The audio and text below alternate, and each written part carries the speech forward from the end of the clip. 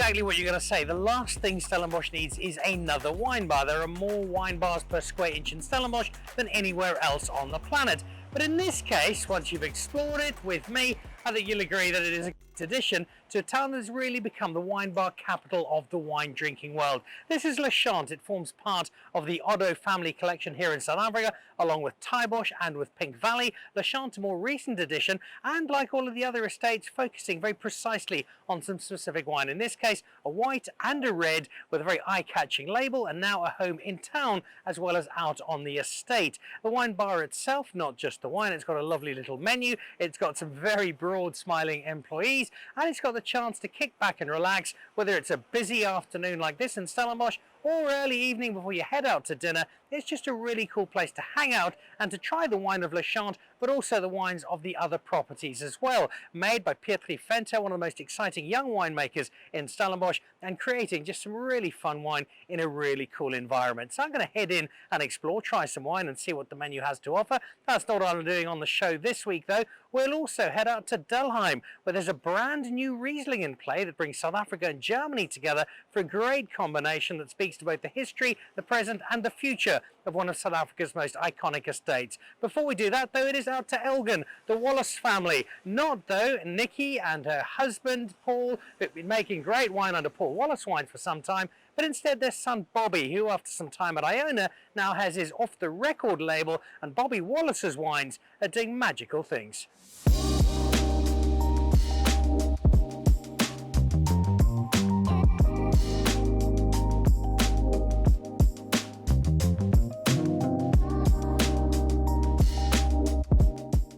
If you watched the show we did last year with Tim Atkin, you might remember that I could not shut him up about a Syrah called Off the Record that he was raving about. And generally, Tim Atkin does like South African wine. His fondness for it is extremely well documented. But there was clearly something about this particular wine that had got him going. And when I got to try it a little later on at Cape Wine in the year, I understood why. It is a wine that is just a gorgeous expression of a style of South African Syrah that we're seeing more of, a little lighter, a little more elegant and beautifully composed. So you'd think, well, this is clearly a veteran winemaker who spent years and years perfecting this to get it just right. No, instead it's somebody who looks about 12 and has been making wine for a lot shorter than you might have imagined. Bobby Wallace, welcome to the show. Oh, thanks for having me, Dan. Yeah. I feel quite honoured being in the presence of somebody that Tim Atkin clearly feels is such a wonderful talent. What's it like to get that kind of reception so early on in your wine career? Yeah, sure. Look, I mean, it was absolutely amazing to get that punt from Tim. It was the first time he had tasted my wines. I've been making a little bit of wine for the last couple of years, but never really large enough to go on a commercial scale, and it's kind of, you know, moving it to friends and family, and I never thought of putting it in front of any wine judges or critics. And I was actually very fortunate that one of my friends, he managed to slip in a couple of bottles to Tim, and you know, I kind of thought, oh, I haven't heard anything back. I wonder if he, you know, the man's just discarded it. He must get hundreds of bottles of wine to taste the whole time. And it was absolutely amazing, you know, when I saw his first social media post about the wine, and then him reaching out to me, and it's yeah, the joy which one gets from, you know, people acknowledging your wine and saying, wow, this is really amazing. And, you know, for me, it's great to get that. It's a style of wine which I love making, I love to drink. So I'm hell of a chuffed that lots of other people are also enjoying it and enjoying what I'm trying to create. Yeah. Now, it's not a complete surprise that you've done quite so well quite so early on in your winemaking career, because there are some decent wine genes in the family. Yeah, no, most certainly. I mean, the folks have been involved in the industry for decades. I guess my brother isn't that shabby anymore, but we don't really count him. You know, he's now making a lot of bubbly over in Australia, and yeah, so So, I think the folks, when they heard I was wanting to study winemaking, initially I was enrolled to do law at Stellenbosch University. And then when I said, "Oof, actually, wine is really, I think, where my passion lies," um, I think the old man was over the moon to hear that news. Mum was kind of hoping that, the lawyer would keep her in the lifestyle she's accustomed to. But yeah. Well, what Um, are the first memories of wine and the wine industry for you, having grown up in this Wallace family that is kind of wine royalty, really, in South Africa?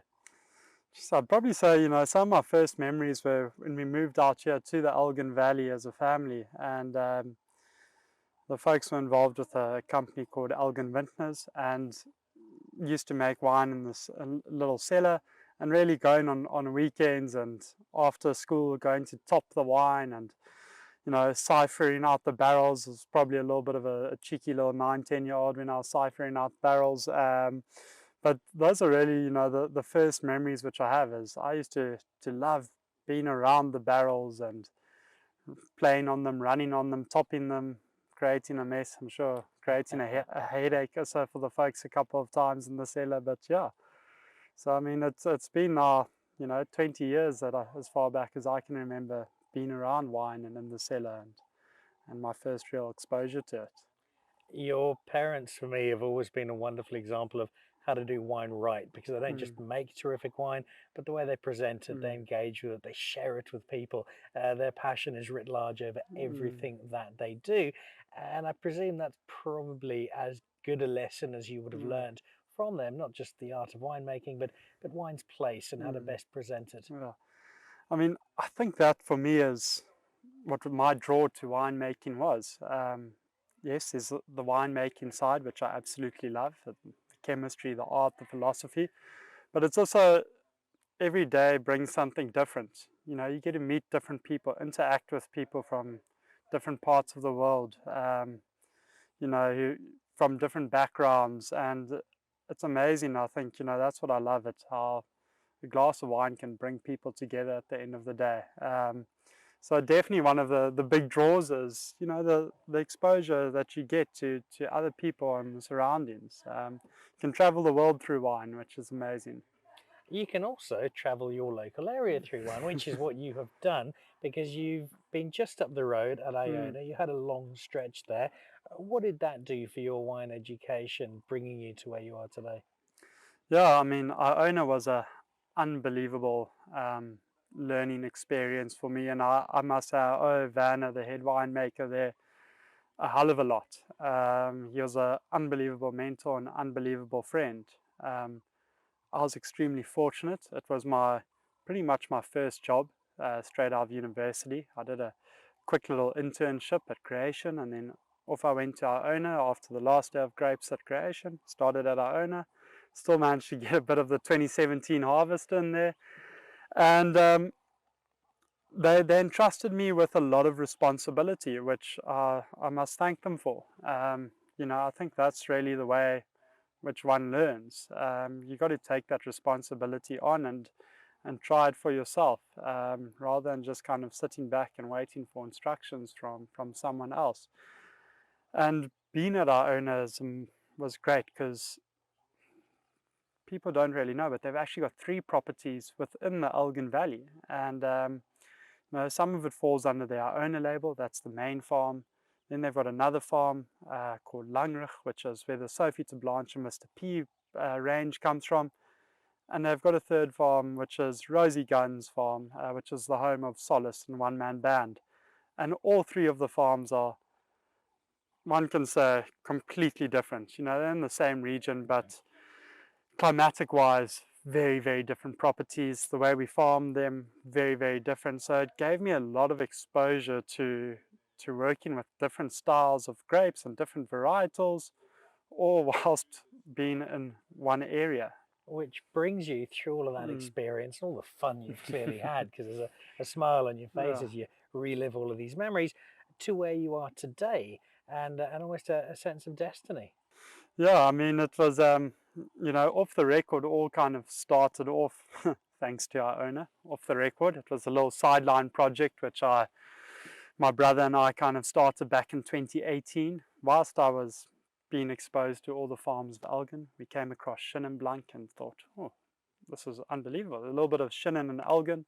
It's only 3 vineyard blocks in the whole area. And we thought, well, let's see if we can get our hands on some grapes and kind of start experimenting and taking what we know from our winemaking knowledge, and then what we've heard about Chenin Blanc, and kind of build it into our own philosophy. And so we started off with doing that, and then each year just organically grew it. And then 2020 we started making some Syrah Issa, which comes from Ceres, which is a Issa, I think one of the next up and coming wine regions of South Africa. Again, it's an apple growing area, something about these apple growing areas. And there was a good few similarities to Elgin, same soil types, Bockerveld shale, but the big difference there is they've got continental climates versus our maritime climate effect here. So massive day-night temperature fluctuations, and that's kind of taken in with what we had known from winemaking here in Elgin, with working with cooler climate fruits. It was a nice way to kind of combine that also with chatting with one or two of my mates who work with warmer climate fruits, and kind of stealing a bit of their philosophies to figure out what I think is going to work for me. Yeah. Which has given us a wine, and particularly with the Syrah, that's worked out so beautifully and puts you now in a place where you've achieved quite a lot at a fairly young age, which begs the question of what you do next. What's the horizon? What's the vision for you as a winemaker as you look at the next 5-10 years of what's already a wonderful young career? Yeah, sure.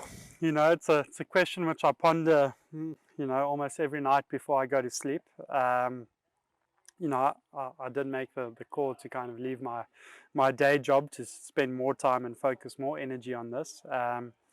And for now, for me, I'm very happy producing a Chenin Blanc and a Syrah, and I just really want to nail down consistency over the next 3 years. I think I'm always open to suggestions, and I'm looking for that opportunity to maybe try something different, but it needs to be the right opportunity. At the moment, I'm very happy with just producing the 2 wines, and as I say, I just really want to nail them down consistently year after year, and kind of see where that takes me. The Wallace family creating quite a legacy out in Elgin. Bobby's a dead ringer for his dad Paul, if you've seen him, but it's not just the looks that are mirrored, it's the passion for wine and the approach to it. And still very early days in terms of what Bobby is doing, but that Tim Atkin endorsement having meant so much, a lot of people suddenly recognizing the off-the-record wine, wanting to try them, and led by that Syrah, it's now a label that is very much on the map. A lot of work still to be done, and a long journey ahead for Bobby. I think he and his brother will cross paths again in the future. His brother out in Australia, Bobby here in South Africa. We've got a lot more wine to look forward to from the entire Wallace family around the world. I'm also looking forward to some wine here. Now, I've been into Le Champs Wine Bar a number of times. It's got a wonderful old school feel, the raw brickwork, the big Le Champs logo, the bar has got a real depth to it, and it's a place where you feel really comfortable, and that's what I want with a wine bar. Just kick back, enjoy, relax. And in Stellenbosch, where there are so many, you've got to have a point of difference, and this one does have a particularly cozy and inviting feel. The only thing I don't have at the moment is a glass of wine, but I think Bundy can sort me out with that particular challenge. Hey, thank you, Bundy. How you doing? I'm well, thanks. How are you? I'm all the better for you giving me some wine. What am I drinking? You are having our Le Champs Blanc, very 100% Chenin, if I may add. So it's not blended, so it's 100% Chenin Blanc, made by a very young, one of the youngest winemakers that you'll find in South Africa, by Mr. Petri Fento. You'll find one of his photos over here. Actually, isn't he? Yes. Oh, he's a good-looking kid, yes. Isn't he? He's actually 26, if I'm not mistaken. That's so he's ridiculous. quite young. Mentored by Willie and Schalk Bert. So if I can tell you a little bit more about the wine, if you don't mind. It's quite rich textured I think that's that's what it strives to add to the wine. So it's rich, it's textured. You'll find a lot of hints of stone fruit in it, and a lot of crisp white apple in the wine. Hmm. Yeah. The combination is delightful, as is the welcome at Le Chant. So thank you, Bundy. Appreciate it. Thank you so much. I told you there was a warm welcome when you got here to Le Chant. 100% Chenin. This is the bottle here. And a nice touch. These grapes, I think 2025, these grapes will form part of the Old Vine project. So there is a bit of age, which just adds to that depth on this Chenin Blanc that becomes part of the Le Chant family.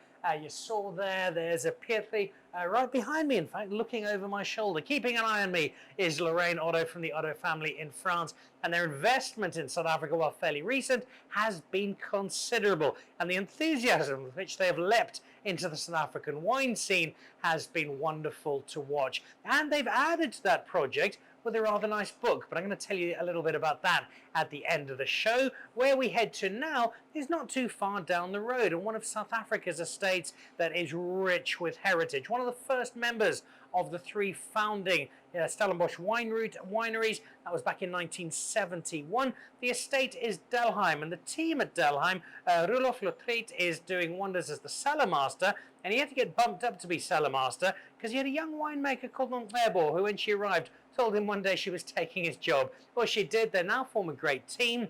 And the sense of collaboration between France and South Africa that we see in Le Chant is mirrored in the collaboration between Germany and South Africa at Delheim, with a brand new Riesling that's made with a really cool German who's teamed up with two South Africans to create something rather special.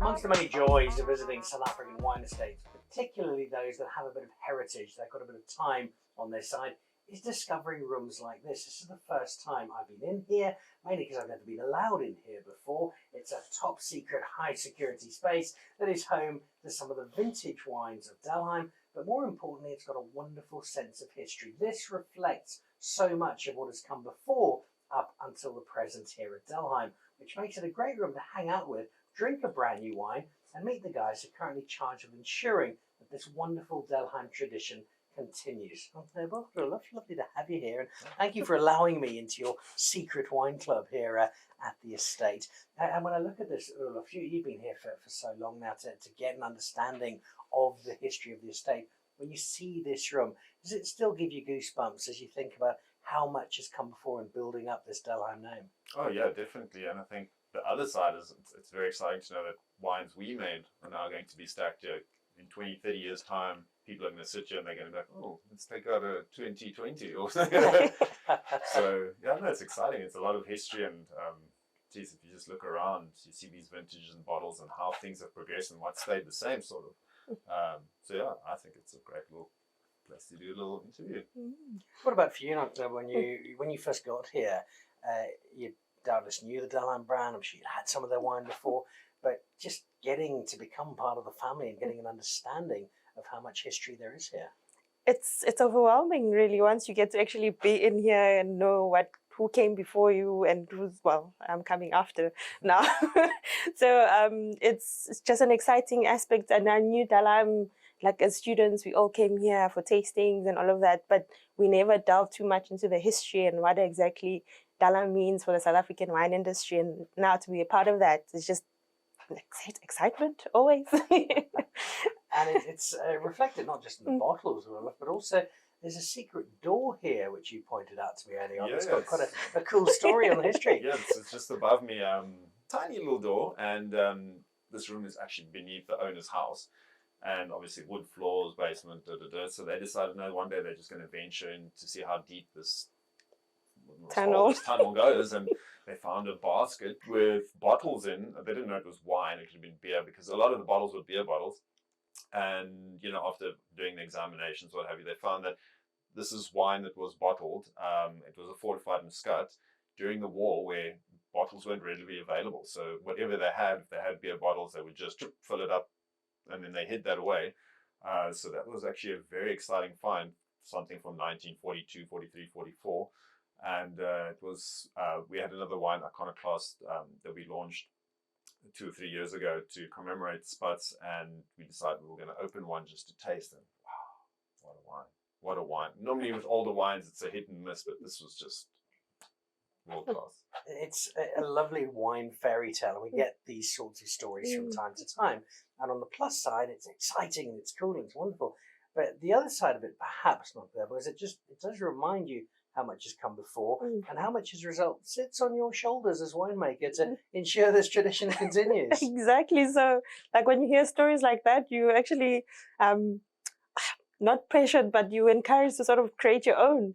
And I suppose this is where the Riesling comes in, where it's a new story, a new beginning, that we're adding to the history as well to Delheim and what has happened, and, you know, just adding on and more adventures, I suppose. Yeah. And adding to your own adventures, I remember you telling me that when you arrived, you looked poor Ulf in the eye and said, "I'm going to take your job." And you did, of course, given a promotion for Ulf as well. But you have this sense of ambition, and it's not arrogance, but it's a confidence in what you can do and a confidence that you can continue this tradition. Indeed, indeed. I have to jump in here. This morning's conversation was, she said to me, "You know, I think I was born to be a CEO." And this is, I'm not even making this up. I was just like, and she's like, "What do you think a CEO does?" I'm like, "I'm going to play golf. I'm not 100% sure." All right. So I'm glad we got you while you're still making wine. And not being a CEO. So yeah, no, that's the next step, I suppose. But yeah, no, it's exciting to have a person like Rudolf who supports me. Like I always say, this is pretty much my mentor and my guide in this wine journey, and to have him by my side always is just actually, it makes the journey a lot more worth it. It's worth the journey, they say. And that's such a big part of our wine tradition, that handing over of knowledge from one generation to the next. And we're awash in Stellenbosch with great winemakers from over the years who can pass on what they have done to the next generation to learn from, just as you guys are doing and will continue to do. There is somebody from beyond South Africa, though, who's formed part of that tradition. Tell me about this German guy who knows Delheim rather well. Oh, Christoph. So he was here, 85. Yeah, 85. It was 85. So he did his internship in 85 at Delheim, and obviously he's German and German family, and obviously got along. So I think it's been 30 years since he's been to Delheim, and we have a lovely block of Riesling. And I told Nora, you know, we need to do something with it. I'd like to make a dry Riesling. I didn't know she was going to fly to Germany to go find a German to do a collaboration with, but so Christoph was on board. There's already that connection. He understands the estate he's been. He's got a personal family connection as well. So it just kind of all worked out. And I think if you had to go watch the previous interview, you can just see what a character he is. I mean, if you look at the label of the wine, and there's just so much life, I guess would be the word. Okay, it's called staying alive, but I guess it's maybe for a reason. So I think it might be that cliche, get a German to do Riesling, but I think there's something to be said about South African Riesling. No, it doesn't necessarily have to be Stellenbosch, it can be anywhere. And you know, if you have people that work with Riesling day in, day out, why not get that advice? I mean, that's a wine. That's really, it's not just, this is what we do, it's talking about it. You know, she has ideas, I had ideas, he had ideas, and at the end of the day, what German Riesling's like and what South African Riesling's like and what Germans do in their wineries aren't necessarily what we can do at our wine. So we had to find, you know, the happy medium where we can all be like, you know, this is going to work for all of us. This is going to be great. We've got a bottle. We're about to taste it. When you did pour that first glass of the finished product, what did you think? Oh, what did I think? I was blown away, because the thing is, I also went to Germany last year. So then my idea of going there was, I will drink Rieslings. That is all. And then I just went and tasted all Rieslings.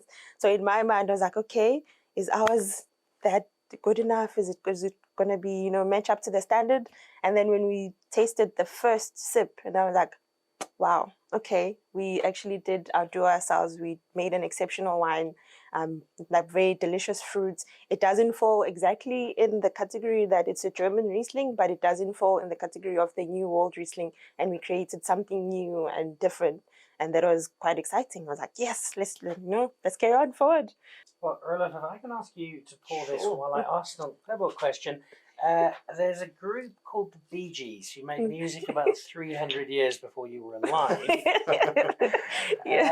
Give us your take on how the name came about and what inspired it. So it's very much Christoph Hammel's brainchild. He says the whole concept of the Bee Gees and the music of that area is very hip and happening at that in Germany currently.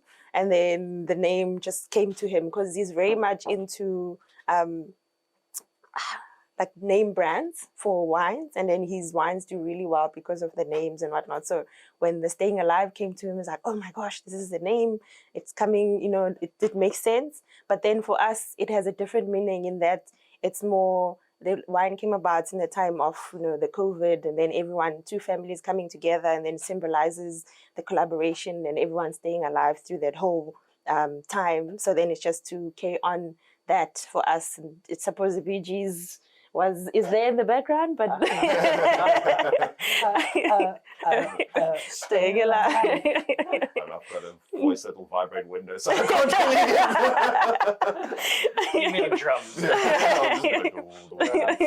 Now, you told me a year ago I was going to be one of the first people to try this wine. I am one of the first people to try this wine, and very excitedly so, both because I do like Riesling, but also I tend to like the wine you guys make, so let's see how it goes. This is the big moment.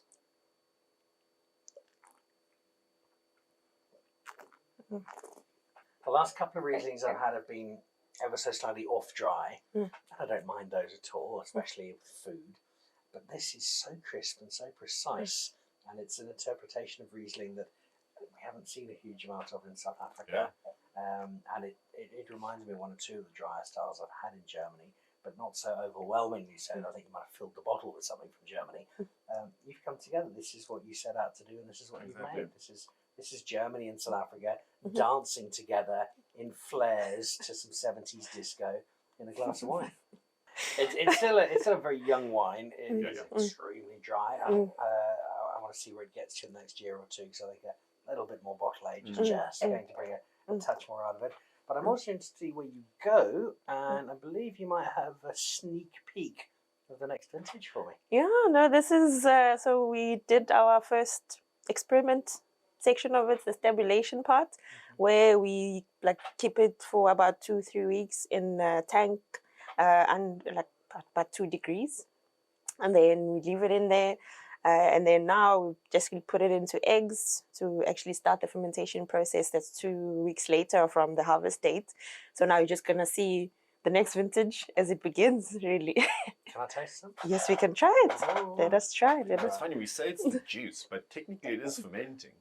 Because industry secrets. It is a yeast, a non-commercial Saccharomyces yeast, that they actually isolated from New Zealand vineyards, because they found out that, the juice was just so aromatic compared to other places, and then actually noticed it's a slight fermentation that happens, but it only ferments up to, if it allows it to go to about 3 ethanol or 3 alcohol, and then it dies out, and then your normal would take over. So that's actually what's happening now. It's the parent juice is changing. You actually start off with a different parent material, if that makes sense. Instead of crushing the grapes, putting it in a tank, fermenting it, you're now actually developing the juice, and then you're fermenting that. So I'm learning a lot as I go along. Well, there's only so much that you can read into what's there. There's a lot of sugar that still needs to become alcohol. But I think more importantly, it's that this hasn't just been a one-off, we'll do something for a bit of a marketing stunt and move on. There's clearly some time invested in it. There's a vision to what this is, where it's going to become. I know you're not going to tell me exactly what you've learned from this and what you're doing with the next one, because that's going to be our surprise for when it comes out. But I know that will have happened, because that's how you guys work. And so I'll just have to pencil in a trip down to Delheim this time next year to come and see how round 2 is going. I think hopefully by that time I could probably her bag. She mentioned she went to Germany. She actually went to make a Chardonnay. So it's the same sort of idea. You're making Chardonnay in Germany. She's making Chardonnay in Germany. Imagine, you know. So like this concept was just breaking everyone's minds down, you know, just So doing that's everything that's like, exciting. Well, perhaps then that will be the next one to go for. And Roloff giving me an introduction to this Staying Alive, the brand new Riesling. It's a South African-German collaboration, which strikes such a chord with the history of this estate. An estate that's got a wonderful South African heritage, but a definite touch of Germany to it as well. And we see that coming through this brand new Riesling. That's not going to revolutionise South Africa in terms of we'll throw everything else out the window and only drink Riesling, but I think it's going to add a really valuable component to this breadth of wine we have in South Africa, and one that tells a very distinctive story and a very cool story. And maybe that story is going to be added to maybe in a year's time. It won't just be the Staying Alive, but look out for the She Makes Me Feel Like Dancing. Coming to you. That Riesling does need a little bit more time just to flesh out a touch and get a little more depth, but already you get a really cool sense of what this collaborative project was meant to be, bringing together a German winemaker with South African background and two South African winemakers who know their terroir intimately, and giving us a take on a grape that's not going to see Riesling overtake all of the white varietals in South Africa all of a sudden, but I think it will open up palates across the country to another grape that we're able to do particularly well, and in this case with a slightly different touch. And that European influence is seen here at Le Chant in a number of ways. One of them is the wine, where what could be certainly a very good but a fairly familiar red blend is lifted entirely because the Sangiovese that sits inside of this, it just gives it that different dimension. Beautiful richness, some lovely fruit. Again, like the Riesling I mentioned a moment ago, wine that certainly has got more time to develop, but already sits in really cool company with the food here. But before I get some food, just to let you know about this. Now, you might have seen this on the show already when we were up in Pretoria meeting Monche Muller, who is the chef at Pink Valley, sister restaurant, sister wine estate to Le Chant. And what Monche is doing with small plates at Pink Valley is terrific. What she's done here is arguably even cooler, because she's gone with a team, people like Emile Gibert, out to different estates within the Otto collection in France, in Italy, in Spain, and had a look at the culinary heritage of these areas, had a look at the wine that is being made, met the people, and created what's far more than just a cookbook. It's a book that chronicles the history of these areas, brings the food to life, and does so in the context of wine. It makes it a really, really cool book to read, and it makes me feel rather peckish. There we go. Thank you, Bundy. Doing some great work today. This is very simple. There are a couple of dishes that are a little more complex, but it often delivers just what you want at the end of the day. Glass of wine and something fairly simple. In this case, some charcuterie, a few olives, a couple of nuts, and a really good glass of wine, which means I think I've got another hour or two here to live it up and relax and enjoy some time at Le Chant. Thanks very much for joining us on the show this week. We'll be back again next week. A big thank you to Bobby Wallace for introducing us to his wine and his stories, the latest generation of Wallace winemakers. And thank you too to the team of Danny and co out at Delheim, along with Roloff and Nontebo, for a look at a new Riesling that's adding so much fun but also quality to the grape here in South Africa. And to Pietri and his team, 26 years old and making wine like this. Good job, Mr. Fenter. Look out for Le Chant in downtown Stellenbosch. I'll see you back on the show next week. Goodbye.